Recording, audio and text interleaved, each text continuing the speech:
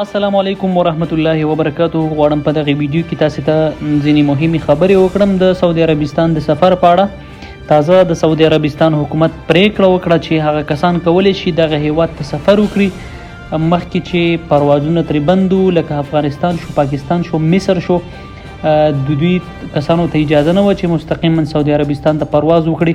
اوس مهال سعودي عربستان حکومت اعلان وکړو چې هغه کسان چې د محصلۍ ویزه ولري یا هغه استادان په پوهنتونونو کې په تعلیمي ادارو کې دندې ولري، هغوی کولی شي دغه هیواد ته بې له قرنطینه سفر وکړي.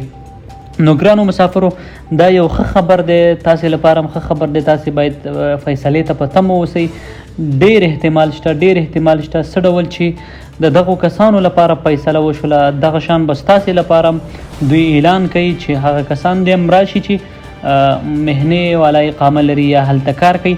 تاسې ما اندېښمن کېږئ. انشاءالله زه تاسې ته یو څو مهمې وړاندیزونه دي هغه زه تاسې ته کوم چې هغه باید تاسې ترسره کړئ. تاسې باید د کرونا واکسین وکړئ.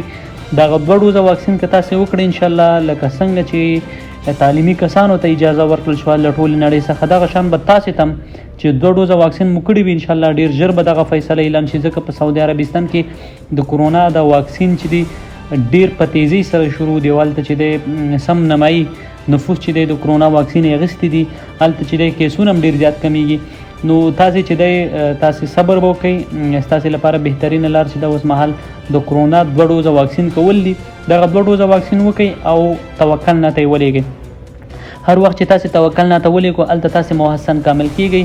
که هر کله چې محسن کامل شولئ نو انشاءالله تاسې ته بیا په آینده کې د بغیر له قرنطینه د پرواز اجازه. نو هیله ده چې دغه ویډیو تاسې اورېدلی وي. نو معلوماتو لپاره در موږ سره پاتې شئ چې تازه معلومات موږ ترلاسه کول انشاءالله تر تاسې به یې در رسوو.